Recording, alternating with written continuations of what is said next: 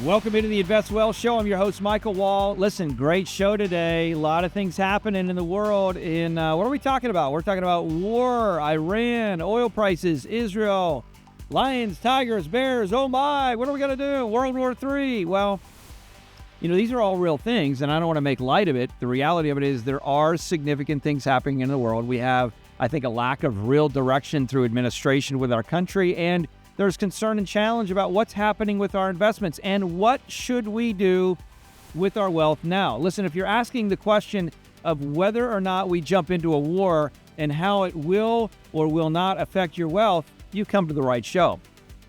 One of the things that I think is really important is trying to simplify the process of information that we get. What do I mean by that? Well, there's so much information that we get out there today, from social media to news to just all kinds of sources of information. And then you take it and you consume it. And most of it really doesn't apply to your life. That's one of the things that I've strived to do over the years. In fact, quite honestly, even when I commentated for national media for 6 years, that was always the goal, is how can I share something that's palatable to the listener? So on this show, whether you're watching via Spotify, you're listening or watching, or YouTube or iTunes or wherever you're coming to us, my goal is to share things that will apply to your life. So I'm going to jump in today on this show and talk about what are some tangible things you need to be thinking about around your wealth. Now listen, if you would do me a huge favor, I would take it really as a great honor and appreciate the fact of you taking a minute, just a quick rate and comment on the show, what you liked, what you've enjoyed, what you'd love to hear more about, and that'll help us kind of share ideas that I think are going to be helpful along the way. But let's jump into this. Are we going to have World War III? What is going to happen?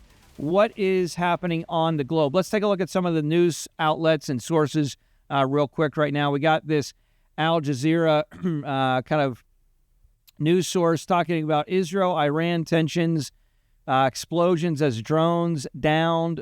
Very interesting how that all went down and how these kind of things happen. I really believe a lot of this is God's protection on Israel, but these are things that are real, that are happening. And then we head over here to the old CNBC site talking about headlines of the day. Dow rises as traders shake off overnight Israel strike. Procter & Gamble sales disappoint.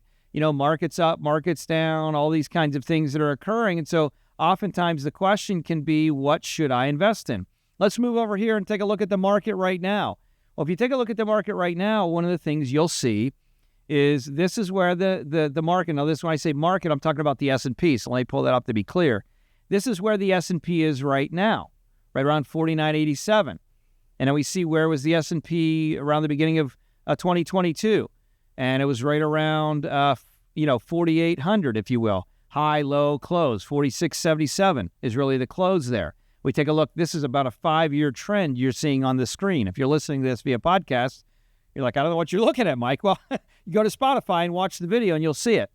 But we see here that markets still, even though they've pulled back a little bit, are at all-time high. So what does that really mean to you? Well, when it comes to your wealth and when it comes to your personal situation, I think one of the things that you have to ask yourself the question is my wealth invested based on the yo-yo of the market? I call it the yo-yo because you remember back in the day when when you were younger and you're a kid and you do a yo-yo and you put it down, maybe it was a cheap yo-yo because your parents didn't have a lot of money, and the yo-yo goes down and it starts spinning at the bottom and it doesn't come back up. And quite honestly, a lot of you, that's been your investment experience. Cheap yo-yos where it's spinning at the bottom, it stays down there, and you're like, gosh, when is it coming back? Oh, maybe it will, maybe it won't. Or maybe you are in a place where you grew up in a home where you had a little bit more money, so you're able to go to the nicer store and buy a nicer yo-yo that actually came back up. You're like, oh, come up. But it went right back down again. It came up, it went back down again. And I think one of the things that you got to start thinking about is, how do I get my investments off the train of the yo-yo? And I'm not talking about just the stock market yo-yo. I'm talking about the politics. I'm talking about geopolitical risk. I'm talking about global risk. I'm talking about all of these other risks that you can experience with your wealth, and they're yo-yoing up and down. And now what happens is, God forbid, we enter into some kind of war. Who knows what's going to go on? The news articles and headlines are going to change day in and day out. And if that is what you are relying on to make investment decisions, And let me be even more clear. Let's say you have someone that you're hiring to help you with your wealth, and they're primarily stock market focused.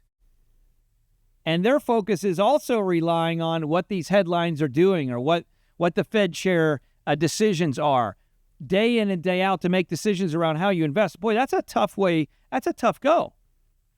I think you need to think around the lens of what has been sustainable year over year over year over year. Now, there's obviously risk in everything that you do. I understand that.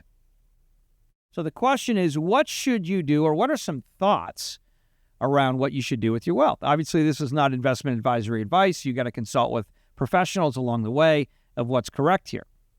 But I'm a big believer that if you've built some significant wealth, and if your strategy is primarily stocks, bonds, mutual funds, et cetera, you got to be thinking about things that are, let me say, a little bit more immune to the overall movement of the markets, that are a little bit more immune to the overall news of the day, the headlines of the day, headlines of the world.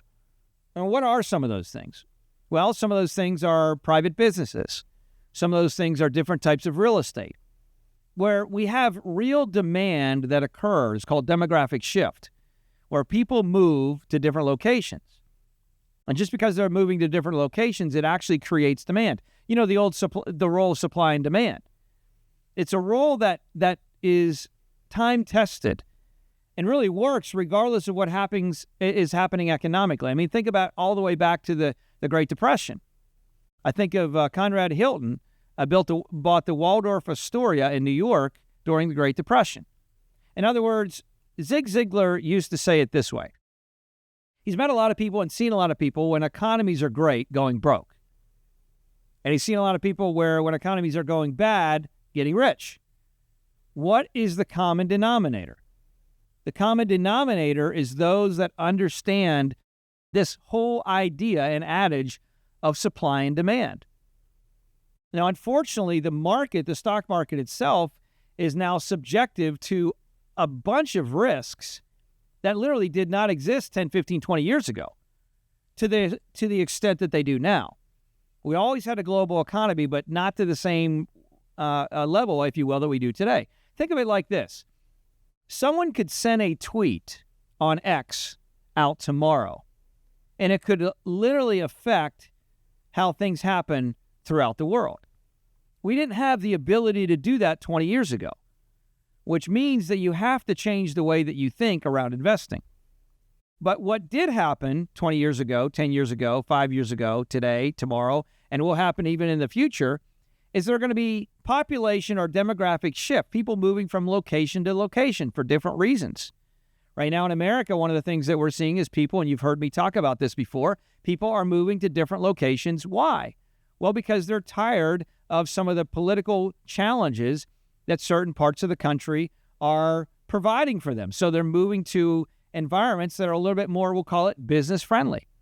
And when that happens, there's opportunity.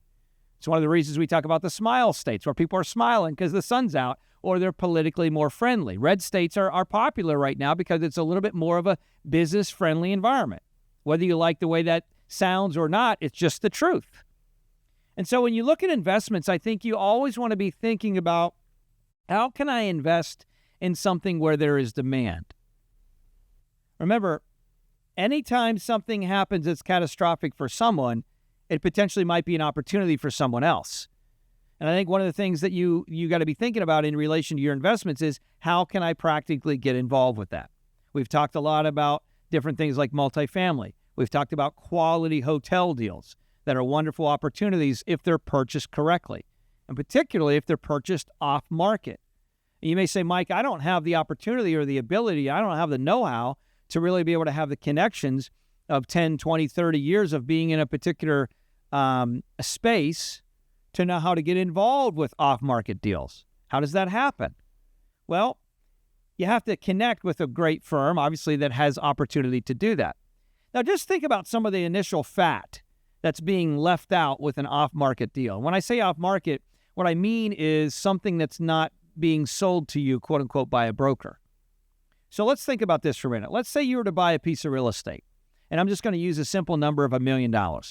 Let's say that piece of real estate was being sold for $1 million or bought for $1 million, but it wasn't on the public market, and you didn't have a real estate broker, which means there's no commission.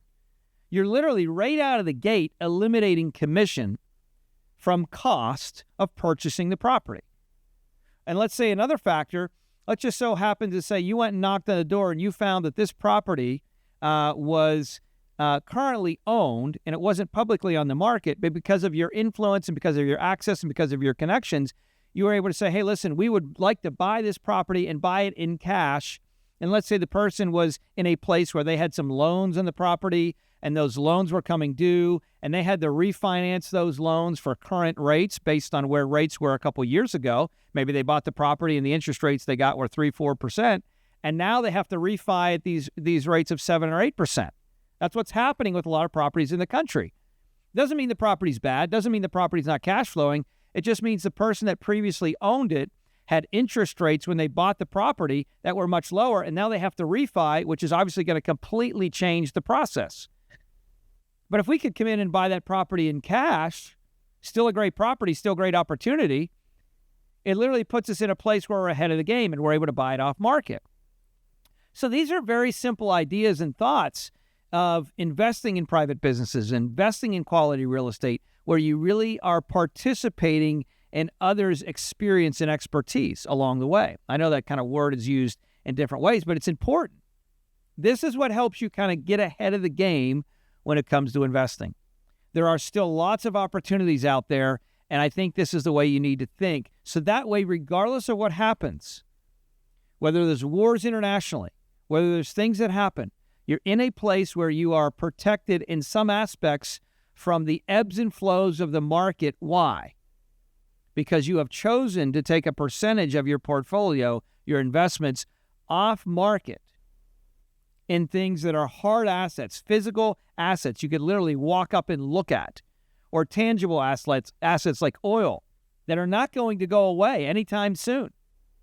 And regardless of what happens to oil prices, whether they tick over $100 a barrel or whether they tick lower, if you buy right with quality infrastructure, you're going to be in a situation where you're going to participate in a lot of profit from that. You're also going to participate in intangible drilling costs sometimes, where you can participate in 80 to 85 to 90% tax deduction from the investment. Certain investments in real estate, you participate in the benefits of tax savings through cost segregation studies and things like that, where there's flow through to the investor. These are all ways you can maximize what you're doing. My big challenge for you, as always, is if you don't have a real clear plan and you're tired of the ebbs and flows of the markets and you don't know what to do, the sponsors of this show, Wall Private Wealth, have done a great job on a consulting side, really from a multifamily office structure, coming alongside families and at least providing insight to what's available. Now, you ultimately have to make the decision that's best for you, but you got to think about this differently, I think, in life right now. And if you're all market-based and you're just ebbing and flowing with the markets and ebbing and flowing with the news of the day, I want you to know that there's a different way. Whether we go to war or don't go to war, we want to make sure that we're making good decisions with what we've been blessed with. Listen, pay attention on the journey. You've worked hard for what you have. Make good decisions. We'll talk to you soon.